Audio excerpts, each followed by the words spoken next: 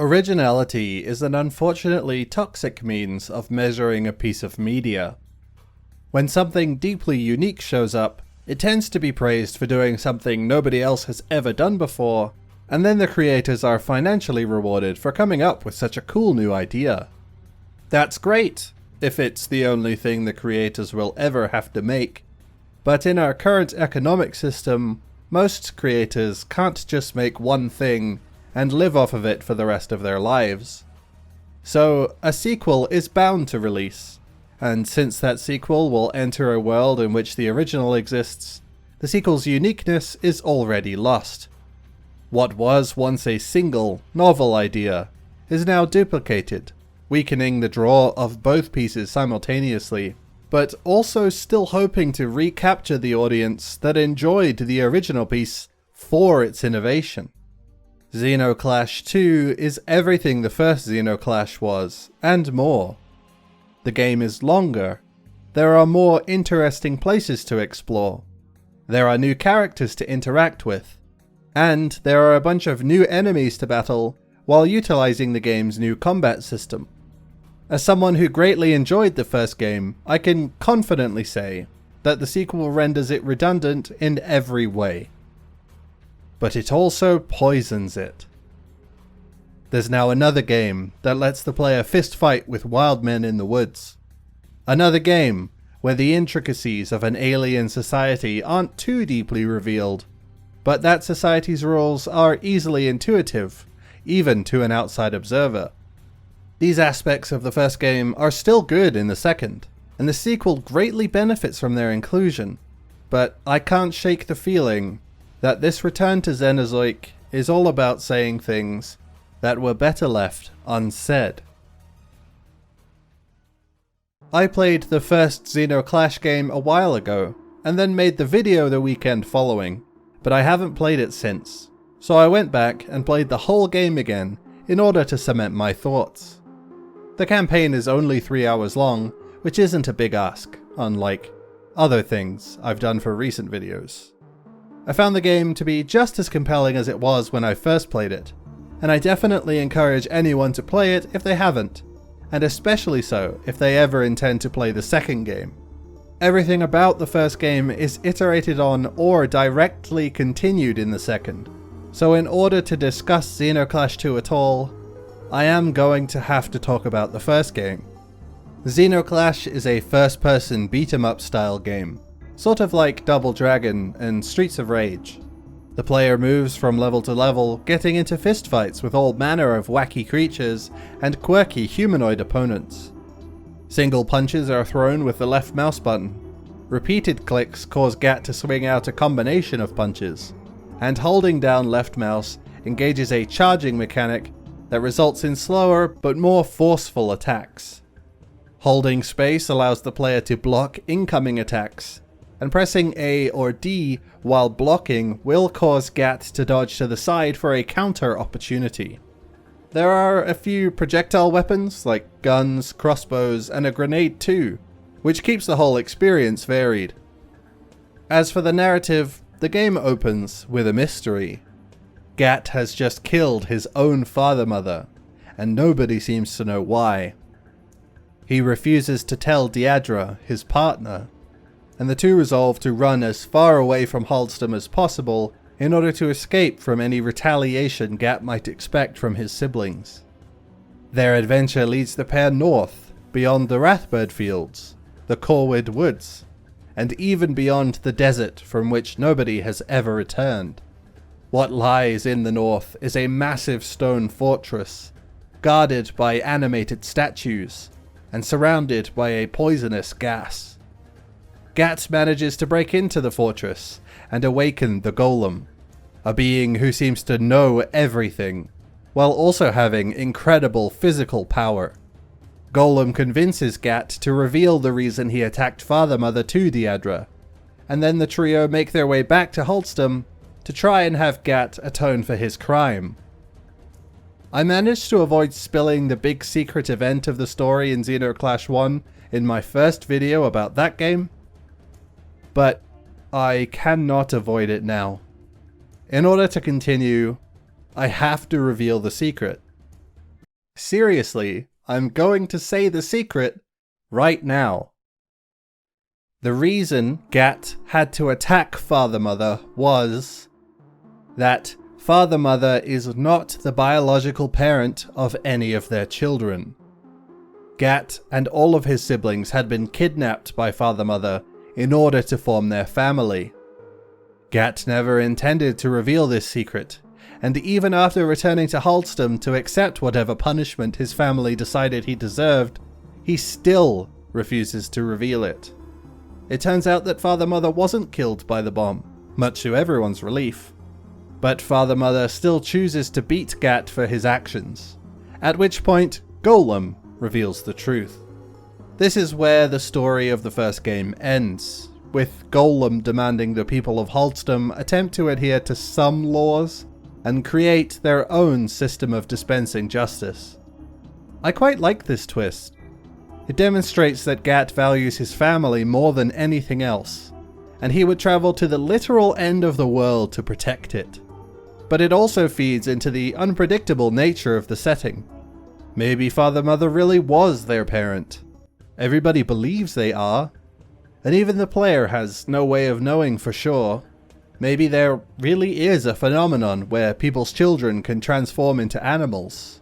This dude has feathers and a beak, and that guy has a pig nose and ears. The game isn't perfect. The camera can be a bit strange at times. There are some technical problems that show up at the back end, and I'm not a huge fan of the animated statue enemies. But the narrative is utterly bizarre, and the combat is generally executed really well. I love the Corvids, and it's a shame they weren't explored further in the second game. Instead, we're hanging out with the Tiamte, which is okay. Zeno Clash 2 picks up a short while after the ending of the first game. Gat has spent the last few days avoiding his family as much as possible, but the other residents of Halston aren't so gracious as to allow him to wallow in peace. While at his favourite bar, Gat is harassed by a rival intending to get a rise out of him. Gat obliges, and the player gets hands-on with the new combat system.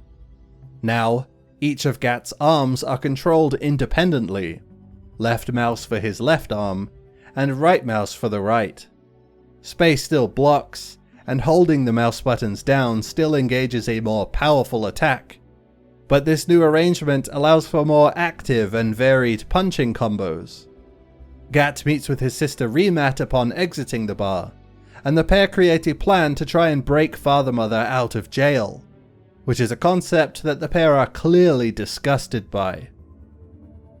In the time between the games, Father Mother's children had been asking Golem who and where their real parents were, and most left to go and be with them.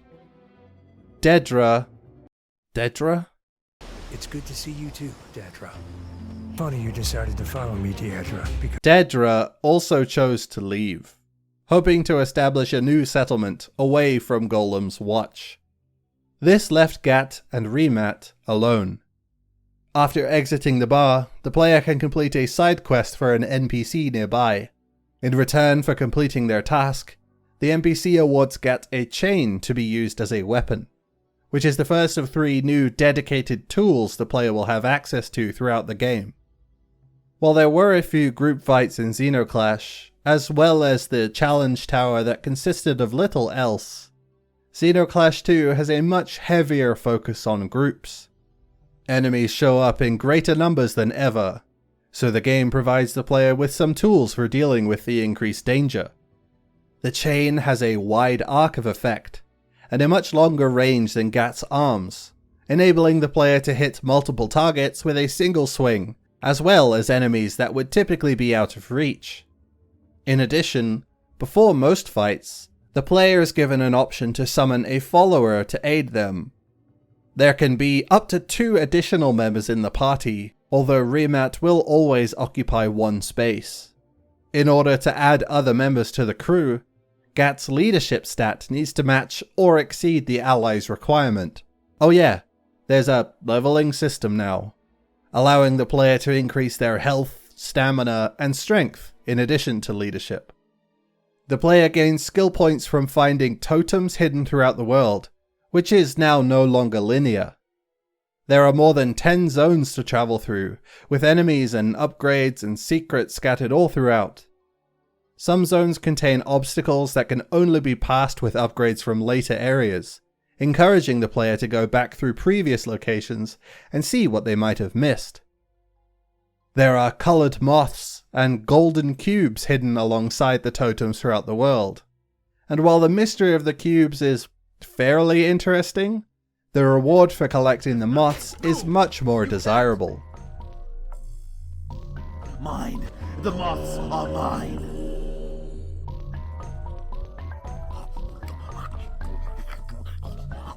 This might make the game seem fairly long, and while it is more substantial than the first game, Zeno Clash 2 took just over 8 hours for me to finish. I am missing 3 Steam achievements, though 2 of those are for kind of rare combat occurrences, and the third is for maxing out Gat's stats, which seems kind of pointless. It isn't really necessary to care too much about these stats, since the game's controls allow the player to express much more skill than they were previously able to. The first game's combat system wasn't so simple that the player could just mash the left click, but Ace Team were very cautious with the challenges they included in the game. Spamming the dodge attack was often all the player had to do to succeed in most encounters, so it was refreshing to see all the changes the team made to combat to encourage a more creative style and incentivize using all of the moves available to the player. Assigning punches to each mouse button makes a lot of sense, and Ace Team also made the excellent decision to allow each punch to be charged separately for big damage, or together to form this double fist arm slam that does even more. There are specific combo inputs to find too, often ending in this kick flourish that ragdolls enemies and makes them vulnerable to more damage while on the ground. The annoying stuff crops up when traversing the world. The only movement ability Gat has is sprinting, which uses stamina that the player has to wait for while it recharges. There isn't jumping, so if there's a knee-high ledge the player needs to climb up, they have to run all the way around to where it slopes down to the level that Gat's feet are on, and then run all the way back. Adding a jump isn't as simple as just enabling the ability though, so I can understand why it isn't here. The things that are here are generally great, but that doesn't mean I have nothing related to the game's balance to complain about. I started out on normal difficulty, but I switched to hard after a few fights to see what the difference was. In the end, I don't really think there was any difference. Enemies might be more hesitant to drop their block, or appear in larger numbers, or that loading screen tip about health and damage might be true, but I never noticed anything different. It's very easy to plow through most areas without much trouble, which is a big shame. These enemies have a lot of complex behaviors and elaborate attack animations that the player might miss because once they get a jab to connect with the enemy's face, the fight could end then and there. Not only are the enemies not challenging to fight one-on-one, but when the groups do show up, the player is given the option to invite one or both of their party members to come and help out, who will then draw enemy aggro and generally make the fights even easier. This also works on the bosses, by the way. As the player progresses through the narrative, they'll be given additional weapons to deal with the groups of enemies, starting with the chain, but then going on to include this really cool celestial bombardment gun thing, and this entity linking knuckle armor piece. The chain is handy, though Gat can only swing it 4 times before he needs a break. There were guns and crossbows in the first game, and while they do occasionally make their appearance in the sequel, they actually have limited ammunition this time around. Because of this, it's likely the chain will be the player's best option for getting rid of flying enemies. They aren't as gracious as they are in the end of use, flying down in order for the player to get a hit in. They just float up there and spit. The player gains access to the Celestial Bombardment weapon next, which I am a huge fan of, despite its niche application. In order to fire the weapon, the player must aim the sights at either the sun or the moon, at which point a small line of explosions will trail between the player and their target. It isn't a particularly useful attack, but just the concept alone sold me on its inclusion. The final weapon the player gains access to is the Entity Linker. When two enemies are linked, damage dealt to one enemy is also dealt to the other. It's a neat idea, and it's much more applicable than the other weapon. Plus, it has puzzle applications too. It also makes group fights easier. The reason I'm so hung up on the lack of difficulty is just how dissonant the whole thing is. There's a huge gulf between the things that characters say, and the tasks the player is given, the vast range of upgrades and weapons the player has access to, and how generally non-hostile this colourful world appears. Xenozoic wasn't a drab place in the first game, and colours were on Ace Team's list of things to include more of in the sequel. Some areas in this game would horrify a conservative, and that's before mentioning the prominent non-binary character included in a video game from 2013. Shout out to the Chilean people. You've really figured this whole societal progress thing out. Holston is now a bustling city. There are oddly shaped buildings all over the place, but they seem to coexist without any issue. Residents of Holston mill around in the street, while mysterious 2D rendered people watch from a distance. Did you see it? On the left side of the doorframe. There are also a few shops around, usually manned by an interesting NPC with a task for the player. It's all very vividly coloured and busy, but it isn't overwhelming. Out in the wilds, there's the rocky coastline area with the skeletal remains of the big dead fish from the last game. The breezy Wrathbird fields are populated by a few bubble-blowing trees, these other large bird creatures, and this mysterious broken egg thing off in the distance. Someone dumped oil in this river though. You can't stop frackers, even in an anarchist utopia. Anyway, the desert, as fitting as it would be to leave a desert area flat and brown, has these enormous creatures living in it. The ground is covered in patches of dandelions, and there's this big stone snail man thing whose head has been opened as he lies above this pit filled with spikes. Who else is doing anything remotely like this? It isn't totally flawless though. There's two options for field of view total, and looking down while using the wider FOV allows the player to see Gat's motionless leg sliding around the ground. I don't much care for the two-headed man's model either, and I think the lands to the east could have done something more with this tremendous scenery. Look at this place. All the player does here is sprint across a bridge. Same with the tunnel under the fog in the north. It's just a straight path.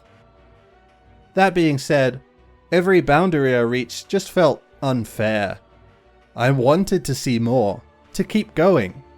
What's farther east than the tower?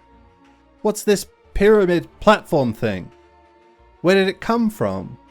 This is really cool, I want to know more.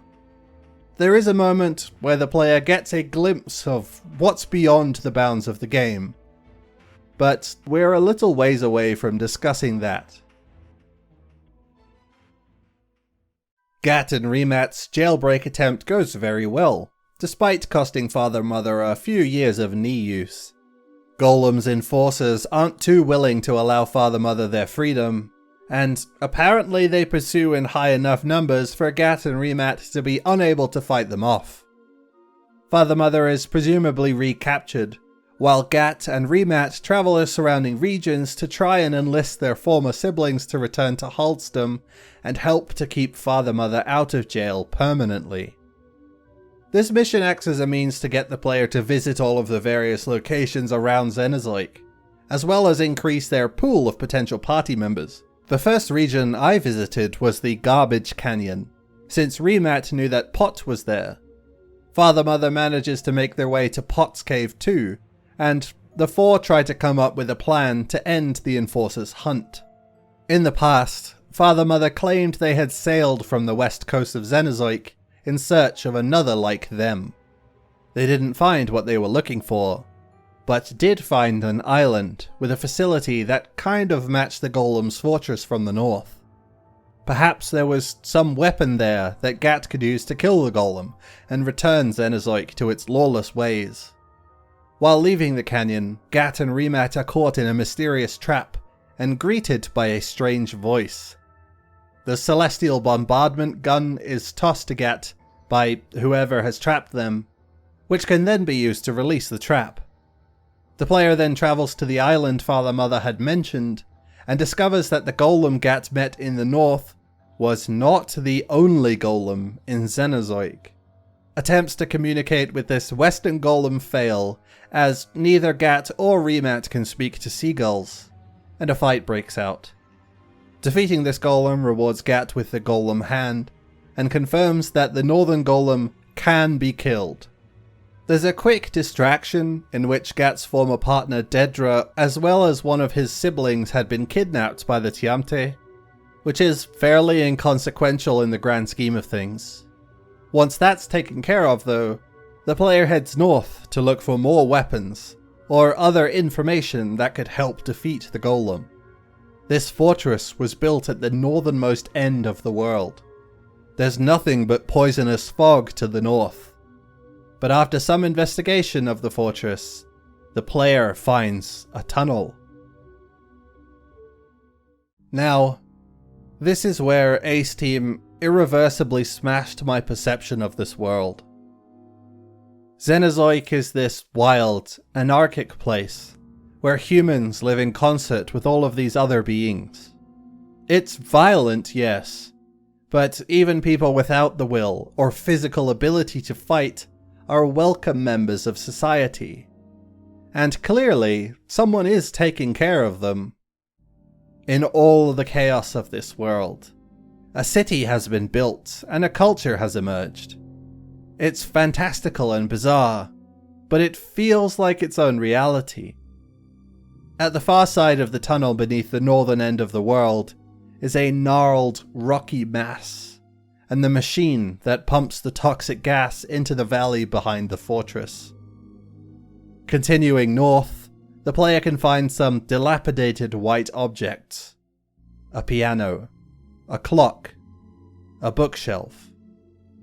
Interacting with these transports Gat into an empty white room, each object occupying a different space as they've been added to the room. Then, the player comes across an archway that leads to a short passage through a cliff face. Beyond the cliff is a large circular platform, suspended by concrete pillars above an inlet of ocean. Across the inlet is a cityscape. An unusual cityscape, but a city with electric lights, skyscrapers, cranes, roads, and stars quickly travel back and forth over the city, which could either be helicopters or some sort of sci-fi flying cars. I can't really say for sure. But that's it. The world doesn't end at Golem's fortress in the north. Xenozoic does. Golem shows up and tells Gat and Remat that they are not allowed to go to the city. The world has decided that Xenozoic is uncivilized, and it is better left alone. You Xenos have no notion of history, of how long past events have an active effect on the present. I hate this. I really hate this. Instead of the world being a swirling cloud of absurdity, brutality, and conviction, it's just a prison where the weirdos are kept. Gat traveled to the literal end of the world to escape his family's vengeance in the first game. But he also ran to protect Father Mother's secret. At the end of the world, where he had nowhere else to run, he found a conscience, a sense of responsibility that resulted in Gat returning to his family to try and make amends. I never thought Zeno Clash was totally literal. It's quite clearly laden in layers of metaphor and then coated in this eccentric shell that demands most of the attention.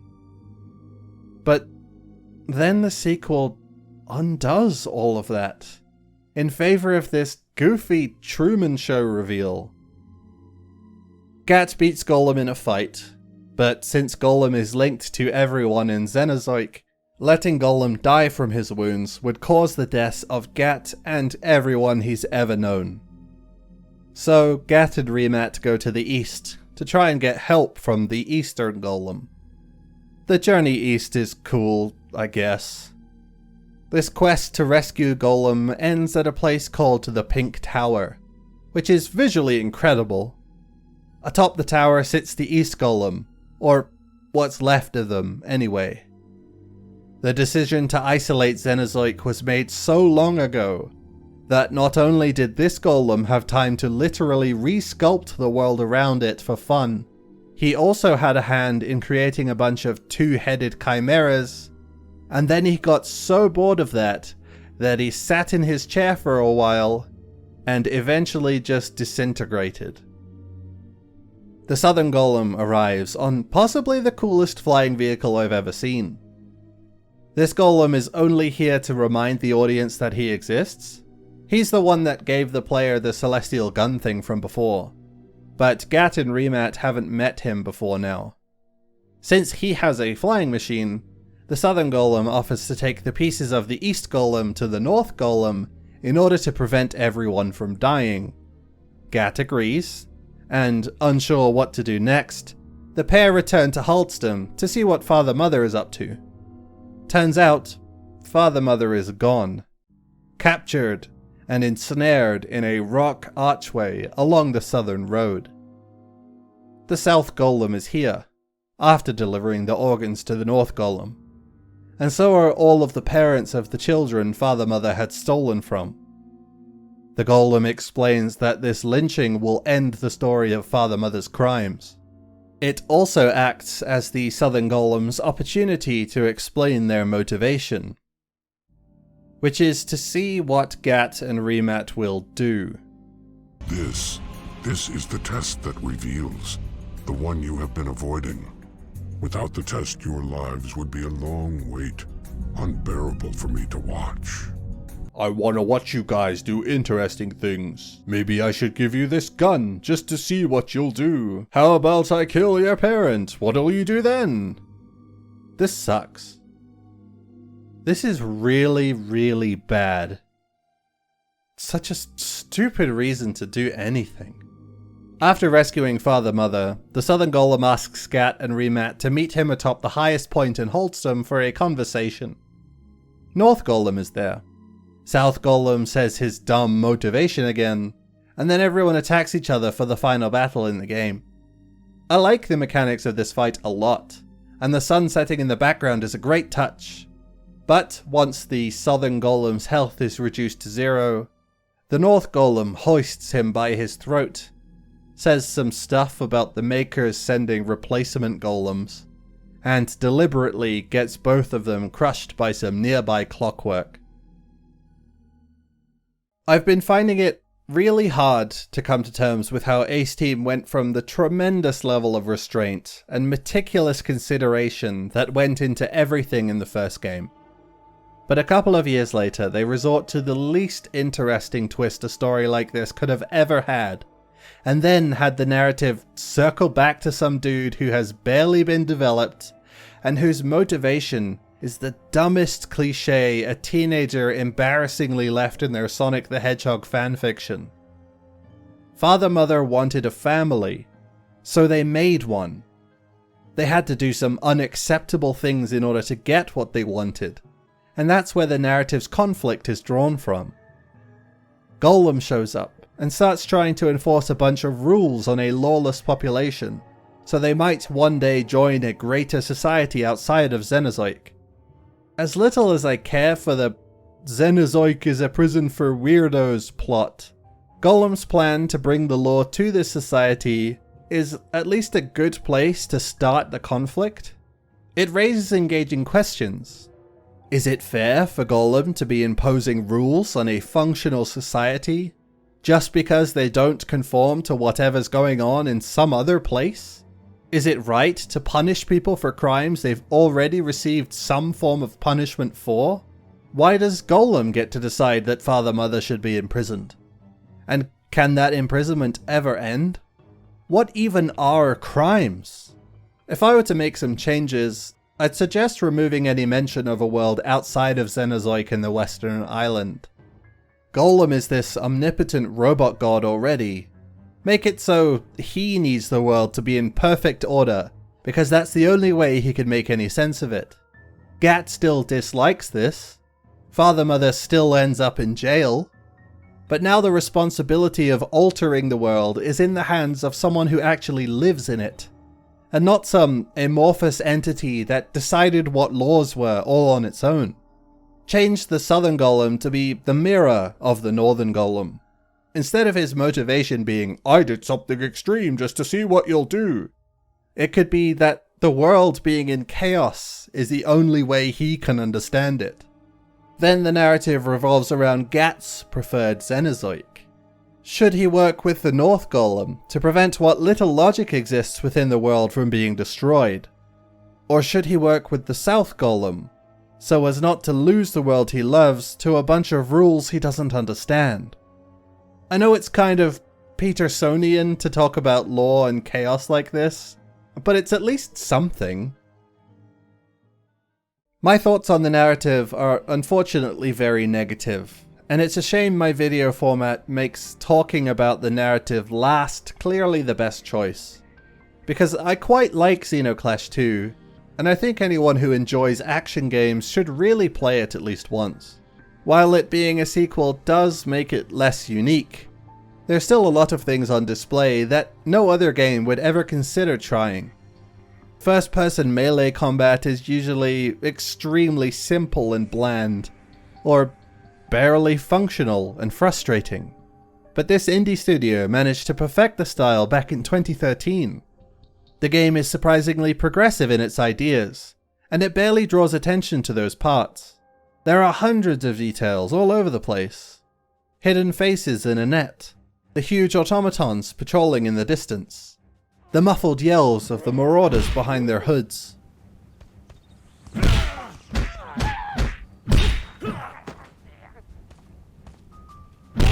Or the support archers holding up the tunnel beneath the fog being in the shape of human arms. There was clearly a lot of love and attention poured into Zeno Clash 2's mechanical systems, presentation, and world and character design. A lot of care to finally realize the world Ace Team had been wanting to build ever since their inception making mods of other games. This sequel was on the precipice of greatness, but it was robbed of that last piece that tied the whole thing together, and the fans were robbed of a certain masterpiece.